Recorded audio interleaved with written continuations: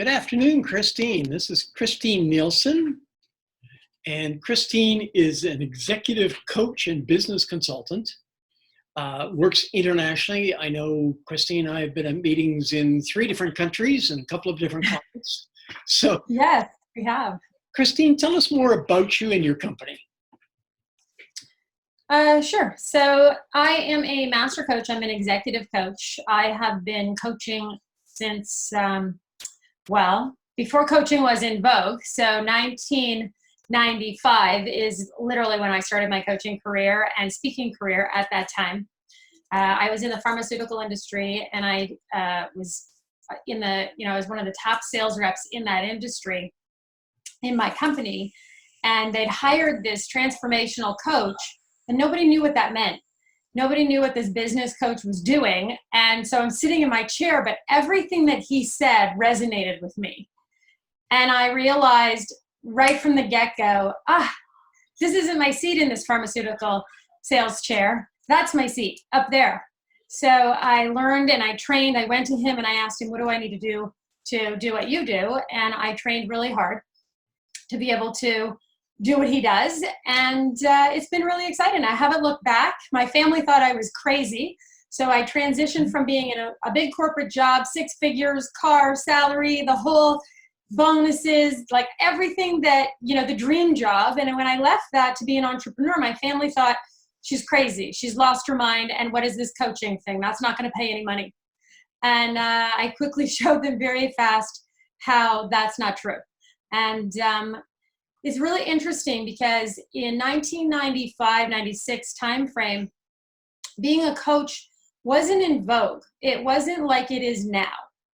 And so the senior executives that I was working with, they would say things like, don't tell people you're a coach, because back then it meant something must be wrong with you. Today, you walk into a senior leader office, and if you don't have a coach, something must be wrong with you. So it's completely flipped. Yeah. And so Contrast Consulting is really our business. We are consultants, but we have a coach-based approach to consulting. So we say, show us a business problem and I'll show you a people problem. And it's kind of our tagline in terms of everything that you have to run a powerful business is inside your company already. Our job is to mine out the gold and figure out what's the vision and the strategic direction that you want to go in. Now, just a point here, and that's one of the reasons why we traveled and worked together, is that we both share a coach. So you have coaches that coach you as well. I do. I have 5 coaches, and our combined coach, JT, he's one of my coaches, and I speak with him on a regular basis, and he works with me frequently. And then I have coaches for the consulting practice. I have a speaker coach as well. And just other coaches, financial coaches, wealth coaches, and a personal coach. Yeah. So this idea of coaching isn't something that we're preaching. It's something that we practice. Yeah. Okay. Yeah. If you're, especially right now, to be quite honest with you, if you're navigating any business problem, anything that you're up to, and you don't have a coach, then you're more likely to make errors, waste time, waste money, and not have the ability to create a breakthrough in your results. No one can go this alone, whether you've been in business for many, many years, whether you're making pivots, whether you're currently, wanting to get your business to the next level. You need that extra person who can intervene in the drift of your own perception. And that's what coaching does, regardless of what the specific thing they're coaching you on, whether it's relationships, whether it's being a better leader, being the authentic version of yourself, whatever that coaching niche is, those are all areas where we all need to look at what we can't see about ourselves and have that outside voice reframing the things that we need to hear so that we can intervene and reinvent and create what we want. What are the typical problems that you see? Yeah, I mean, you mentioned a business problem, people problem. What are the typical problems that you see in your prior to this year? Because we'll talk about moving forward in a minute, but prior to this year, what are the typical problems that you see? I I don't think they're changing as much as we might think. I think they're going into an atypical zone. But if I look at what business is faced with, and really it comes down to, you know, if it's a larger company, do you have a powerful vision that engages people where they find their purpose and they're aligned on that? And without that, it's very challenging for companies to create breakthrough results. Because what happens is they have a leadership vision and they know the direction that they want the company to go in, but people are spinning wheels because there's a lack of alignment in that. Or people can't relate to it and find their own purpose, like what's my value and how am I contributing to that vision? So they vote with their feet. So there's high turnover rates. So before COVID-19 happened, what you were seeing is, you know, the industries themselves, it was hard to find great people. And it was hard to keep great people, and employee engagement was at an all-time low in history. Even though employment was at an all-time high, engagement was at an all-time low. And those are the reasons why. People can't find themselves and their future inside of the company, so they either check out, vote with their feet, they have an experience of not being valued, not being heard. So hearing your employees and the ideas and suggestions that they have and allowing them to make decisions is critical. And having some mentoring and coaching programs that allow them to flourish and thrive so that you're investing in them is critical. And that's not going to change going forward. That's kind of what drives the human spirit, is what is their purpose, and what drives a company is what is the collective purpose.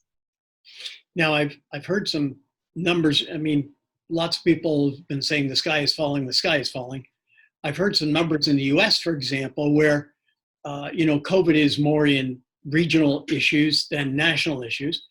And even in Canada, in the US, 70% of the people are still employed. So yeah, 30% of the people, and especially in areas like New York, you know, everybody's unemployed, but 30% of the people across the US are unemployed or laid off. 70% are still there. So the sky may be getting lower, but I don't think it's actually falling. So here's the thing. If you look at unemployment rate and the way that it's measured, and I've seen the statistics, the curve typically goes up and down fairly steadily. So it's not a big deal. When COVID hit, that employment number flattened 10 years of curve and made it look like this. Yep. And then the unemployment number hit an all-time high. And that's what people are responding to. They're responding to this massive surge in unemployment. And yes, in a short period of time, there has been a massive surge in unemployment. There have been people laid off. There have been people furloughed. And it isn't a regional problem. It's a global issue. So it's a North America-wide issue. We've never seen results like that in such a short period of time. Does that mean the sky is falling? No. Will things come back out and have to be recalibrated and come to a new equilibrium? Yes. Will that also take some time? 100%. So that also, what you're seeing is companies that are positioned before this happened, that were positioned really powerfully, are going to be stealing great talent. Those companies know what they need to be resilient and move forward in the future, and they're going to be taking talent. They're going to be finding ways to create new business opportunities that, coming out of this particular global pandemic, that they can create new markets for that didn't exist before. We're going to have new openings, ideas, opportunities. This is the time where, as a business owner and an entrepreneur, you really get to sit back and reinvent from more of a scientific perspective. We've never been in an incubator like this, where everyone has the opportunity to reset their business and reset it in really powerful ways, meaningful ways that will, at the end, add to the bottom line of the company and help them become more resilient, because they're creating futures and the way forward that is not business as usual. Anyone still doing business as usual, they're probably going to be out of the game. Yeah. Now, in the past, you've been known for driving exponential growth. How are we going to do that moving forward? That's the fun part. That's the experimental part. So, Okay. every day what we're working on with our clients is what opportunities. And well, number one, solving the problem of what purpose does your business solve? So why are you in business and what purpose do you have? And do you have an alignment there? But two, what opportunities and challenges? So if you've got people sitting at home and they're working on new problems and new solutions, guess what you've done? You've created a new sense of urgency for them to really dig deep into solving some problems that they didn't need to solve them before because they were comfortable. Mm-hmm. You push them out of being uncomfortable. They create breakthrough results because they're up to bigger challenges because their life depends on it. So people are responding now like their life depends on it. And if they don't solve some of these big challenges, then somebody else is going to, and they want to get first. So there's a high level of competition to figure out what are the pivots I need to make in my business, what are the challenges that I can get my people up to bigger things. And instead of worrying about problems they can't solve and worrying about the day-to-day things, have them come up with bigger challenges. Engage them in ways where it's like a problem worth solving. Does that make sense, Wayne? Yep. Brian just sent us in a question. As an executive in an organization, I've had access and have had made use of business coaches, mostly for management style. Now as an entrepreneur with a brand new consulting business, what are some of the things a business coach could help me work on? Now, Brian is a marketing, I know Brian in particular, he's a marketing strategist who has corporate recently. And, if hindsight's 2020, maybe he would have done it. I love this question. So I often help senior level executives that transition from being in an organized structure and a business into entrepreneurial spirit. And the first thing that I'm going to say is it really requires a fundamental shift in the way you think about business from you've been used to certain structures. You've been used to other people delegating and other people doing things for you. As an entrepreneur, depending on how big your team is, sometimes you're the one rolling up your sleeves and digging in and solving those problems yourself. The cavalry's not coming and you don't have a lot of minions. Now, some entrepreneurs are really fortunate. They can start with a solid team and they've got that team in place. They still need to be fast thinking, pay attention to the numbers, and really change the way that they've looked at the business from an accountability structure. Who's accountable for what? And what is again, it comes back to, understanding and having a clear vision for why your business is in business and what purpose does it solve. Is your team aligned? Are you aligned with your partners if you're working in partnership? So there's a big change from going from a corporate and being a senior level leader into being an entrepreneur. And some people really love it. They find it a lot of fun. And some people hate it. And it really depends on your palate for, are you able to be with the unknown and not be stressed out? Are you able to come up with ideas and take risks? What's your palate for risk taking? Because entrepreneurs, they really are voyageurs. They're really explorers in the business world. If it's not a kind of a Me Too business, which means, you didn't open a donut shop or a coffee shop, or you didn't create a new restaurant, and I wouldn't recommend creating a new restaurant right now, but if it's not a cookie cutter business and it really is something different and something unique, what is it that you have on offer and how do you solve some of the big challenges? So understanding, how do you raise capital for your business? How do you systematize it? What processes and procedures can you put in place? And what people do you need to partner with to really have your business be successful?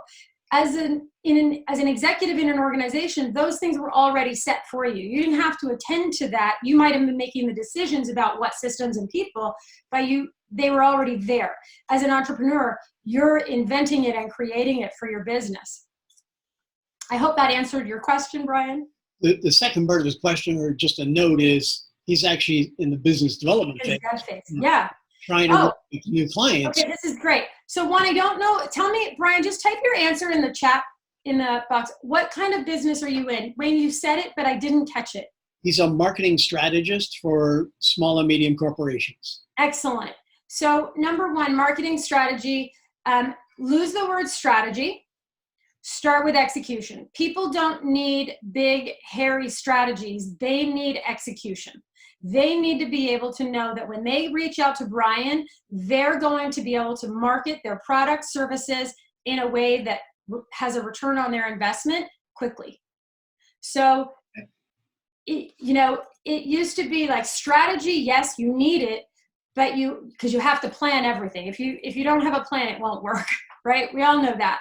But really what's required is, can you get the return on their marketing dollars that they need to be able to quickly get their businesses up and running, to fast approach. And there's going to be different phases for you, Brian, in your approach. Right now, your business development strategy, one, you have a network of relationships that you already have. So start creating value. Start creating things for those clients and for that network of community to help them solve some of their problems. So first, find out what are the problems that those markets are trying to serve. Understand who's your client. Who exactly is that, what you would call in the marketing world your avatar? So is it young people going out of school that are graduating, that are working on a new business adventure? If it's entrepreneurs, which entrepreneurs are you going after? Is it women? And do you have a message, a psychographic message for each and every one of those target markets? Because they're going to be different. And now more than ever, your ability to reach people digitally, you're on the same playing field as companies that have been in business for many, many years. So that's the good news. You have access to exactly the same number of customers as everyone else. Your job is to differentiate yourself and provide value for people and show them what you can do that's going to help them in their business and solve their problems. We have another question here from Kevin. Now, if this is the person I'm thinking of, Kevin has owned a film processing company, one of the top photo film labs in Canada at the time, and that was when we had Kodak film. Yeah.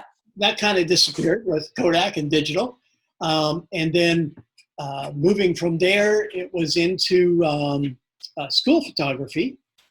And now a competitor in the online photography bank area.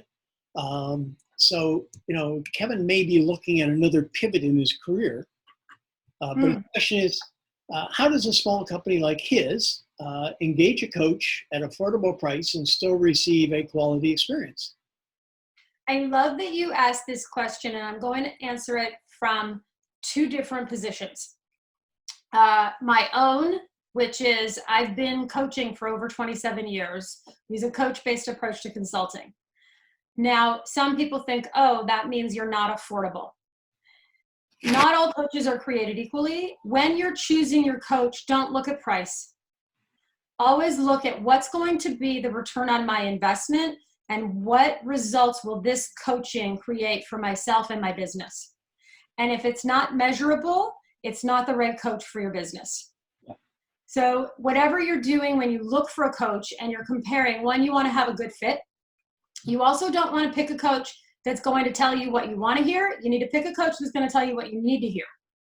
And there's a big difference, because even the coaching clients that I work with now, I'll give you an example. I just started with a new client yesterday. And this is a very well-established businessman. He has operations here in Canada and operations in the UK. And he really knows what he's doing in business, but he has been hesitant and reticent to hire a coach. And I start with coaching because it is palatable for people to understand some of the core principles of how to build their business. Inside of 1 hour, we started our conversation, and I'm coming back to your point, Kevin. We started our conversation, and I said, what do you want to accomplish? How will we measure the success of our coaching relationship?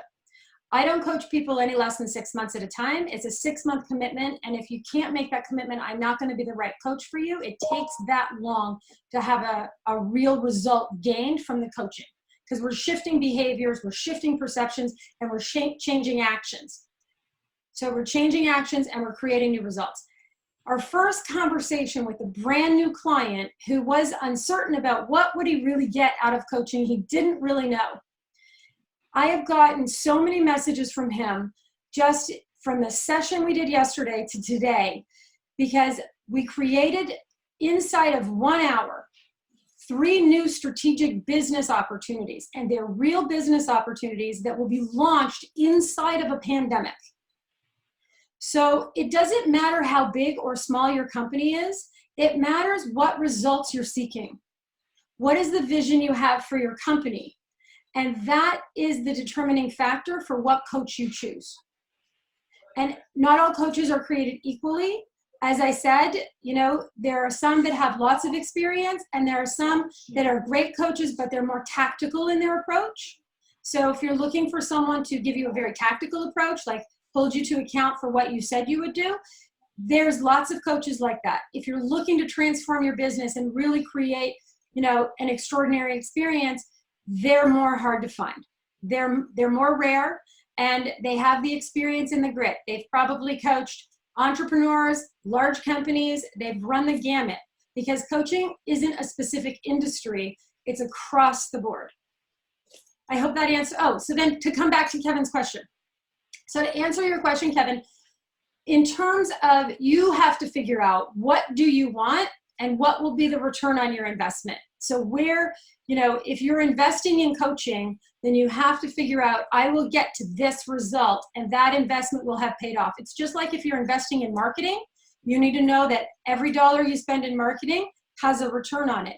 If you're investing in a sales team, you need to know what the return on your investment for your sales team will be.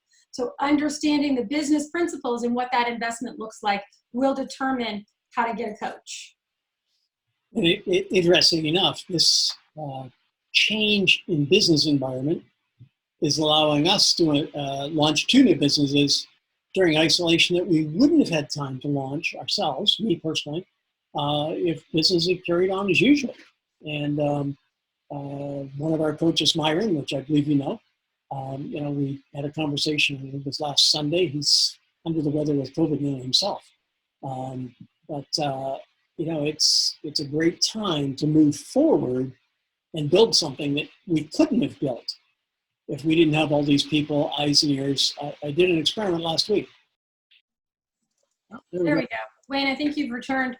Yeah. You were talking about coaching, and while you were talking and it went a little blippy on the Zoom, Brian, who I answered his question, said he's already changed, he implemented that idea. So the other piece, and this is for you as well, Kevin, coaching, the speed of implementation, which is what our coach often says, can be the difference between a run-of-the-mill business and a breakthrough business.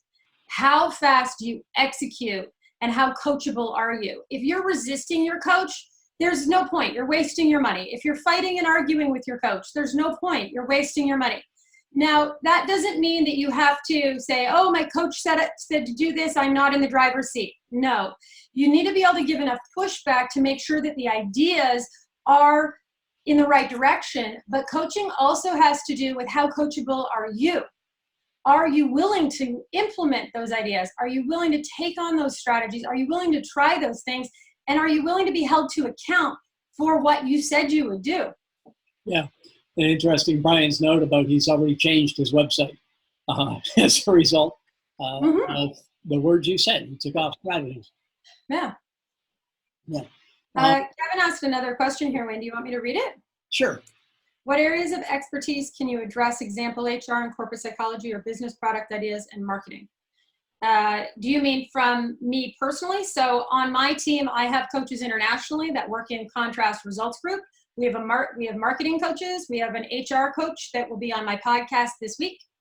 We have myself, who coaches in all strategic directions and all things business.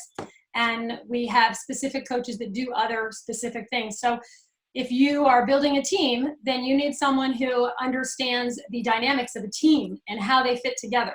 If you're changing your corporate structure, you need someone to understand what the nuances in building that business is. So in terms of, I don't know if I answered your question. I work with other people who have areas of expertise and knowledge in things that I'm not going to spend time coaching people on. I'm good at what I'm great at.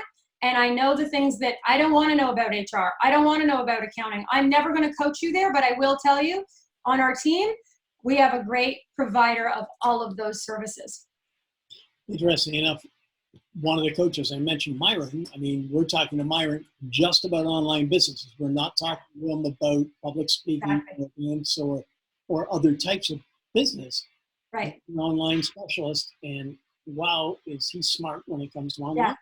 Myron and I lead and we work together really well. And Myron is someone who, when we work together, if you've ever been in a program with us together, he will talk all things marketing and online, and I will speak all things strategy and sales. So really it's about, and then how do those things connect and how do they intermingle? In the last 3 years, I have learned more about digital footprint, digital marketing than I ever thought. You know, when I reinvented Contrast several years ago, when I left the market, because I left for about 4 years, we added our third child to the mix. Mm-hmm. As a mom, I have 3 kids. So for those of you who are watching this, everything is possible, okay? I have 3 children, 17, 15, and 4. Some of them might pop into this meeting. I should have probably let you know that. But in saying that, I took about 4 years off out of the consulting world to really just be home and raise my family. And when I had come back in, there was this whole new world called psychographic marketing, Facebook advertising. Instagram wasn't even a thing yet. So I walked in and I stepped in and I had no idea. So I had to learn those skills and tools. You need to have a working knowledge of those things, or you are not as effective. And Myron and I work really well together because I'm all things sales. What's your pitch? What's your purpose? What's your vision? Where are you going? How are you getting those clients? What value add are you adding to people? And he's all things online marketing and understanding the strategic initiatives behind that. Yeah. Now, you and I were talking about an interesting example of a pivot, and that's Harry Rosen. Pivot. Harry Rosen is now making gentlemen's face masks out of upscale shirt materials and designs. Yeah.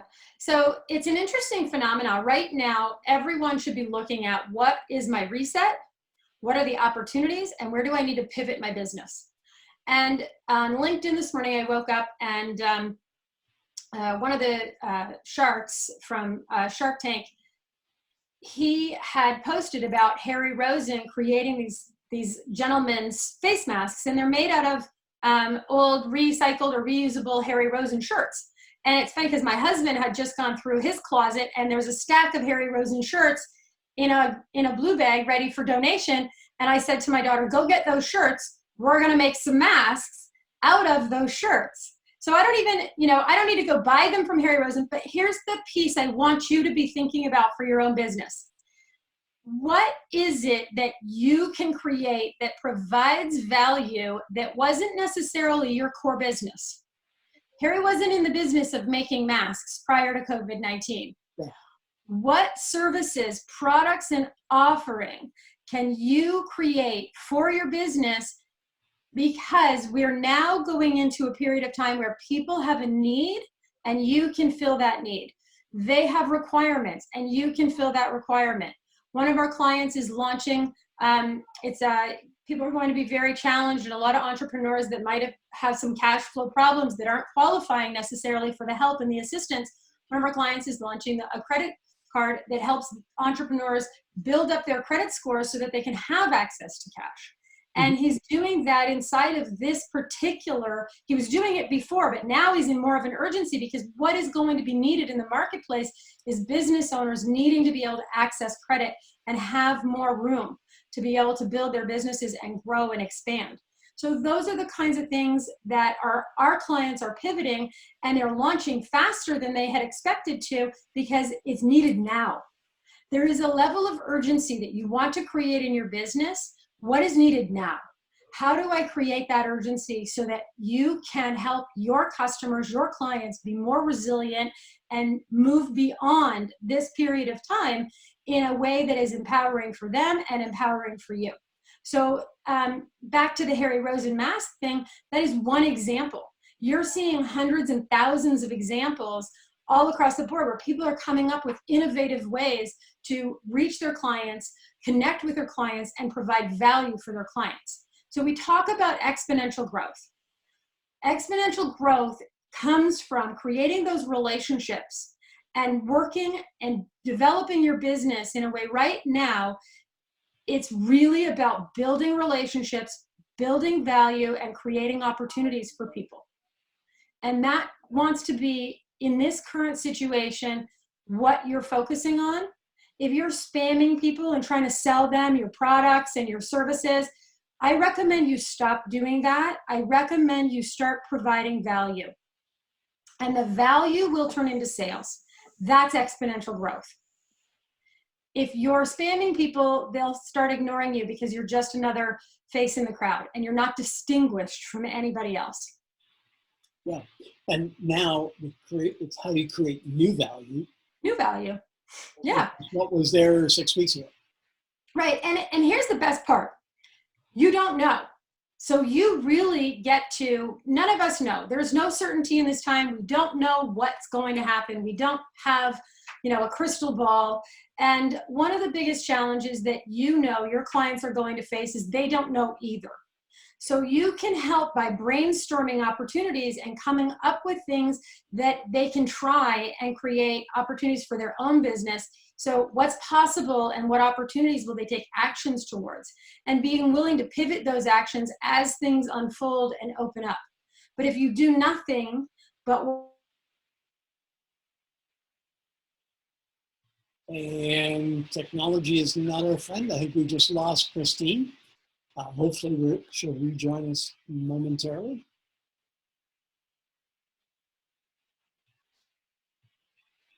Kevin O'Brien. Sorry, you're back. Oh, did you? I kept talking. Yeah, sorry, I didn't realize you were frozen. I thought you were so engaged and enthralled. Either I lost you or you lost us. I'm not sure which way it went. I'm not sure. Okay. Any other thoughts on like examples like Carrie Rosen or you mentioned the credit card company? Yeah, I have another client who one of the things that they're working on is giving commercial investors in property and shopping centers the ability to fill their leases, fill their stores, fill their opera houses instantly using powerful digital solutions, website solutions that are way more cost effective, so that it's not, because we also are going to walk into a time where people need to watch the spend. People won't spend a lot of money on beautiful, fabulously designed websites. They need effective, efficient websites that are going to get their customers and get them back up and running quickly. So one of our clients is pivoted into that model, and it's an amazing model, and he'll be able to help property investors, realtors, to do those things with his new product. So those are the things. If you're building product or you're building content or you're building a supply, the other thing is look at what are the, retail businesses. So Harry did that pivot. What in your retail business do you want to start to attend to keep your customers engaged? And they may not be buying right now. There's a lot of empty shopping carts right now. So a lot of abandonment, but you can, and I think I strongly recommend this, and this comes from a marketer from Candy Box Marketing. And one of the things that repurpose all of that stuff that you were doing and go back to the people who you've had engaged before. So re-engage people with new ideas, new touch points. If they're abandoning their shopping carts, continue to find ways to reach those customers, and you can use all that digital and all that online profiling. But the biggest thing I think that will rise to the top is the authenticity. So businesses that have purpose and authenticity, those are the ones that you will see rising. Mm-hmm. Businesses that were not, don't really care about their customers, but say they do, you're not going to see that. Or don't care about their employees and say they do, those employees are leaving. Those customers aren't going to stay engaged. And some of the top businesses, how do you compete with the Amazons? How do you compete with some of these companies that have a very strong foothold? You start. Everyone just start. because there's always opportunities. Who knew that Zoom would go from, being something that people knew about and had if you're in business to the entire world knows what Zoom is now. Yeah. And they've cornered that marketplace. How long they can hold on to those shares will depend on how they rebound with the stuff that's happening with them. So again, they have to make pivots in their business model. They have to respond quickly. Companies that are, future facing, like tech companies that are into security, cybersecurity, because if, people are now going to be protecting their business so that you can have the ability to pivot from the office into home. If you're in real estate, there's going to be a ton of opportunity in real estate for, to pick up real estate investments and repurpose some of those investments and figure out what do we need to do with that and how can you protect it from something like this happening again. So those are all the options and lots of places for you to find opportunities. If you're if you're a chiropractor or an orthodontist or a dentist, one of the things I'm saying to a lot of those clients is, do you own the real estate and can you repurpose the real estate? Let's talk about gyms and fitness facilities. We have clients that are gyms, that own gyms, and they're sitting there empty right now because people can't go to the gym. Well, so that's a lot of real estate that is just sitting there vacant. And when we come back online, not everybody's going to be able to go work out at the same time again. So there's going to be new ways you're going to have to do business. So if you're not creating an online program to supplement the time when people are in a physical space, then you're missing out. Those are the small nuanced pivots that you can make on a daily basis and reach out to those clients and don't be afraid to ask for the business. People are doing business. Yeah. Christine, how would people get in contact with you? Several ways. So the first way is go to contrastresultsgroup.com. That's our consulting company. And you can find me also on LinkedIn, Christine Nielsen, or Contrast Results. I'm on Facebook, Christine Nielsen and Contrast Results Group. And I'm also on Instagram as Coach C Official. You can join our YouTube channel, Christine Nielsen, where I put a lot of content. The Daily C is up there. So inspiration, motivation, a little bit of coaching, that's all online for you to gain access to. And we do some podcasts as well. So our podcast is the Coach C Podcast. And right now we're really working with business leaders. Last week we worked with a gentleman, Sunil, and he talked about intuology and intuition and listening to your gut and how that is going to carry you and create resonance for you. We also talked with Ms. Heather Arthur, who is running a major telecommunications. She's in charge of over 5,000 employees. So join that podcast. Listen to the Coach C podcast. It's on Spotify, Apple, and SoundCloud. So you can find me. I'm around. You can find me. All you have to do is Google us. Excellent. Christine Nielsen, thank you very much for your time. Stay safe and enjoy some time with your kids. My pleasure. Thanks so much. Oh, I'm working till 8 o'clock tonight, Wayne. I don't know about you, but I've been busier now than I ever have been. And that's the sole reason for that is because I'm providing value. We snuck out. We literally got half an hour today to sneak out for a bike ride together with our winter coats on. Yeah, it's snowing right now. Yeah. But we've actually been insanely busy over the past 4 weeks as well. Yeah, and I think a lot of people are. They're digging in. So thanks again for having me, Wayne. And it's been a pleasure. Say hi to Iris for me. And I'm sure, hopefully we'll see you guys both very soon. Okay, thanks. Bye. Bye.